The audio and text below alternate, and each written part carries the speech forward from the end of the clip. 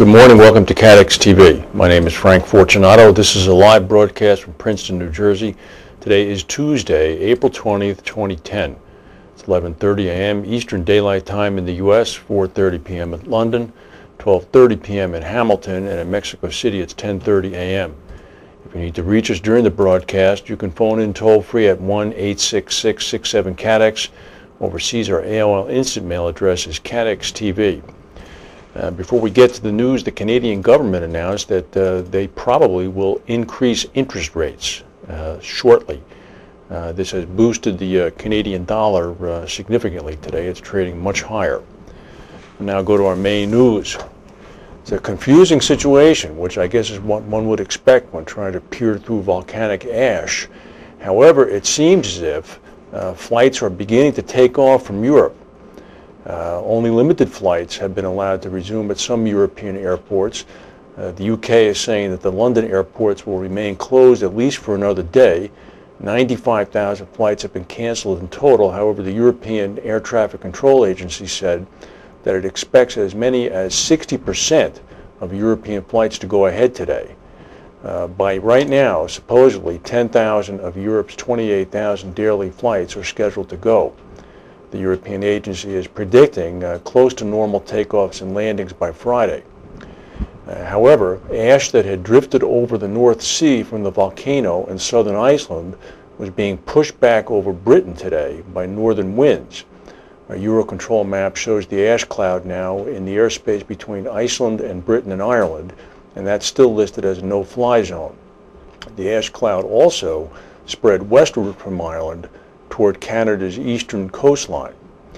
The head of the British National Air Traffic Service told the BBC that London airports would likely remain closed through Wednesday. Now, British Air said this morning that continuing restrictions have forced the company to cancel earlier plans to operate some short-haul and some long-haul departures from Heathrow today. So they had announced that they were going to go, but then pulled right back. The company said that despite the fact that airspace over most of Europe is open, the UK airspace remains effectively closed. Meanwhile, back at the source in Iceland, there was no sign of escalating activity at Iceland's erupting volcano today. According to experts, the plume of smoke has clearly diminished. The University of Iceland geophysicist said, "We are not seeing an escalation in activity." She indicated she was, quote, really surprised that the UK National Air Traffic Service said late last night that the eruption was heading toward the British Isles with a new cloud. She said there is nothing to suggest that this is increasing, nothing at all.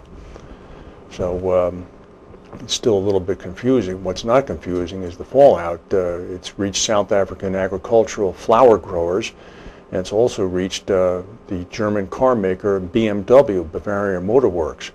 They said today that they will temporarily halt production at certain sites this week due to flight restrictions from the atmospheric ash problem. BMW will temporarily halt production Tuesday at Dingolfing in southern Germany. Similar stoppages will take place in Munich and Regensburg on Wednesday and Thursday. The delay will affect the construction of about 7,000 cars. Meanwhile, the Somalian pirates have now reached out some 1,200 miles off the Somali coast. They've hijacked 3 Thai fishing vessels with a total of 77 crew members on board. The hijacking is almost 600 miles outside the normal operation area for the EU naval force that operates in the area. The 3 vessels, which were the Prantelay, the MV Prantelay 11, 12, and 14, apparently they all have the same name but for the number, have 77 crew on board. The owner of the vessels is the PT Interfishery Limited Company in Thailand. The stock market in New York is up about 26 points right now. We'll go to a word from our sponsors.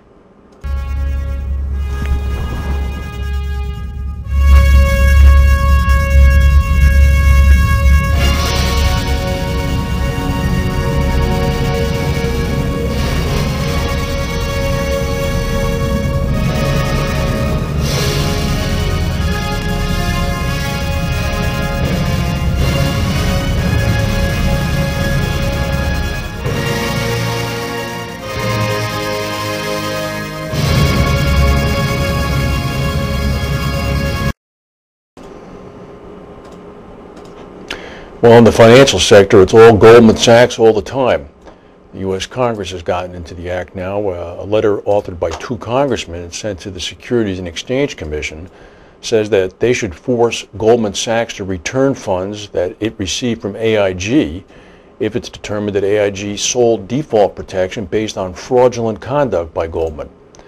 The securities, which were part of a group of collateralized debt obligations dubbed abacus, are tied to home loans, much like the single abacus collateralized debt obligation that the federal regulator said on Friday Goldman misrepresented to potential buyers. AIG has paid $2 billion to buyers of credit default swaps that paid out when the abacus securities lost value. According to Congressman Elijah Cummings and Pete DeFazio, it's imperative that the SEC pursue the recovery from Goldman of any fraudulently obtained AIG payments. The letter is circulating in the House of Representatives, and they hope to get a number of other co-signers. Meanwhile, from your lips to God's ears, AIG and Royal Bank of Scotland are considering suing Goldman over losses incurred in insurance deals on mortgage-backed securities. AIG's action is over the losses of $2 billion. AIG is reviewing deals to insure $6 billion worth of Goldman CDOs in the run-up to the crisis. It's yet to decide whether to take any action. AIG and Goldman both declined to comment. Royal Bank of Scotland, which lost $840 million in an allegedly fraudulent investment scheme created by Goldman, will await the outcome of U.S. investigations before deciding whether to pursue its legal action. This is according to the Financial Times. Goldman declined to comment. And interestingly, Reinsurance Magazine leaked this in a scoop. Goldman Sachs recently indicated that it does not carry E&O insurance. This is according to market sources. The source added that the bank does buy some director and officers insurance, but because it does not cover potential fines or court cases, any loss to the market would not be direct.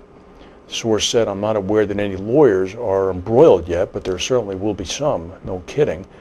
The source said there will be other banks involved through similar actions, but thankfully exposure to Wall Street banks is fairly limited across the industry. Goldman was unavailable for comment for that one. Well, Goldman may not need any insurance because of this news, for which they certainly were available for comment. They announced their first quarter earnings this morning. They doubled to $3.3 billion as its trading business again surpassed the rest of the financial industry. The company earned $5.59 a share on revenues of almost $13 billion, well above the expectations of analysts. Goldman also reported sharply higher fees from underwriting stock and debt offerings. CEO Lloyd Blankfein said that in light of recent events, the support of our clients is very much appreciated. They also set aside $5.5 billion in the first 3 months of the year to pay employee salaries and bonuses. This is an increase of 17% from last year. I keep thinking of Mike Taibbi, the reporter from Rolling Stone magazine, who described Goldman as a giant vampire squid. In our industry, Munich Re has created a special purpose vehicle called Johnston Re Limited. It's going to receive retrocession on some of its North American risks. Standard & Poor's assigned it a BB- rating. The company is a Cayman Islands exempted company. The special purpose vehicle is expected to cover the hurricane exposures of 2 North Carolina nonprofit groups which have insurance companies as members. They are the North Carolina Joint Underwriting Association and the North Carolina Insurance Underwriting Association. Munich Re America will be the cedent. Munich Re America will be responsible for the premium payments. Covered losses will not be directly linked to Munich Re. It's a nice trick. There was an earthquake in Mexico City last night. A 4.9 shook some buildings. The epicenter was about 200 miles southeast of the capital. Mild tremors were felt in Mexico City at 10:30 p.m. Eastern Daylight Time. Local TV is saying that there was no damage. Well, to the final story, the big ash plume is a big problem. There's no doubt about it. However, like most things in life, it does come with an upside. Cisco Systems said last night that the disruption of flights to Europe due to the ash cloud has led to a surge in interest in its telepresence